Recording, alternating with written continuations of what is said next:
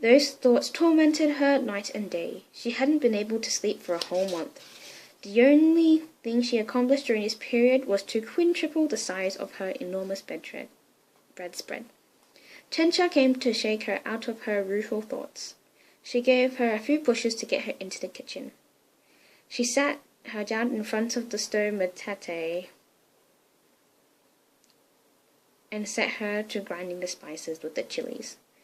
To make this process easier, it helps to add a few drops of vinegar from time to time as you're grinding.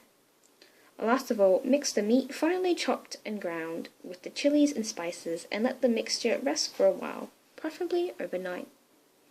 They had barely begun their grinding when Mama Eleanor came into the kitchen, asking why the tub for her bath had not been filled. She didn't like the bath too late or her hair wouldn't dry properly. Preparing Mama Eleanor's bath was quite a ceremony. The water had to be heated with lavender flowers, Mama Eleanor's favourite scent. Then this decoction had to be strained through a clean cloth and a few drops of Argentinian brandy added to it. I never even remember the brandy being added to it, so I learn things all the time. Finally, she had to carry buckets of hot water one after another to the dark room, a small room at the end of the house next to the kitchen. As its name indicated, this room didn't receive any light since it had no windows.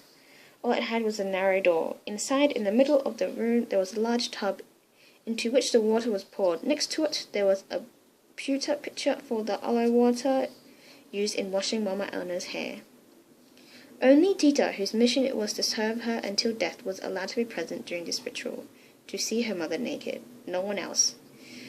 That's why the room had been built to prevent anyone seeing in.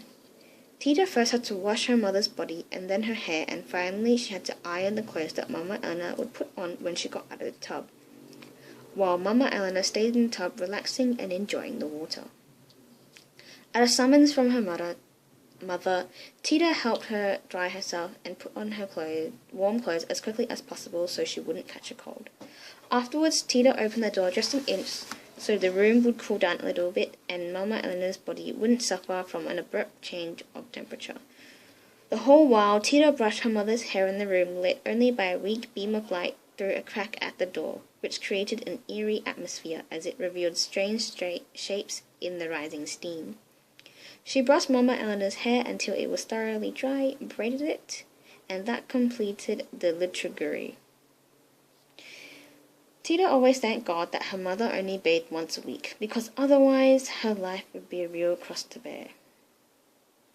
In Mama Eleanor's opinion, both her bath and her meals were the same story. No matter how hard Tita tried, she always got an infinite number of things wrong. Either her blouse had a wrinkle, or there wasn't enough hot water, or her braid came out uneven. In short, it seemed Mama Eleanor's genius for finding fault. But she had never found as many faults as today, and that was because Tita really had been careless with all the fine points of the ceremony. The water was so hot that Mama Eleanor burned her feet when she got in. Tita had forgotten the aloe water for her hair, burned the bottom of Mama Eleanor's chemise, opened the door too far, and finally got Mama Eleanor's attention the hard way, and was scolded and sent from the bathroom. You can see my forehead scar. Tita strode towards the kitchen, the dirty clothes under her arm, bemoaning the rebuke she received and her boundless failings.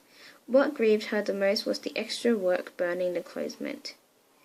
It was the second time in her life this sort of disaster had happened. Now she had to wet the reddish stains with this solution of potassium chlorate, plain water, and soft alkaline rye, scrubbing them repeatedly until she managed to get them out. And this difficult task was added to a job of washing the black clothes her mother wore. To wash those, she had to dissolve cow bile in a small amount of boiling water, fill a soft sponge with it, and use it to dampen the clothes all over. Then she had to rinse the clothes in clear water and hang them out to dry. Tita rubbed and rubbed the clothes as many times as she had rubbed Roberto's nappies to remove the stains. What worked was to heat up a little urine, dip the stain in it for a minute, and wash it afterwards in water. That is one way to make stains fade away. But no matter how much she soaked the nappy in urine, she couldn't get rid of the horrid black colour. Then she realised it wasn't Roberto's nappy she was holding, but her mother's clothes. They had been soaking in the pot where she had left them since morning, forgetting to wash them in the sink. Embarrassed, she set about correcting her error.